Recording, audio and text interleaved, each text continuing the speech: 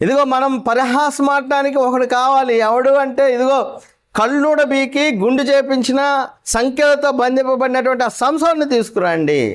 చివరికి సంసోను వీళ్ళకి ఎలా అయ్యాడంటే ఒక ఆట వస్తువులాగా, ఒక జోకర్ లాగా అయిపోయాడండి. ఒక జోకర్ అయిపోయాడు. నిజమే,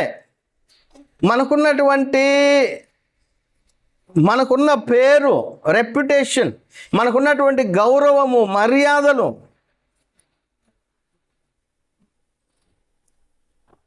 శరీర ఇచ్ఛల కోసం తాకట్టు పెడితే, శరీర కోరికల కోసం తాకట్టు పెడితే చివరికి మనం జోకర్లంగా నిలబడతాం.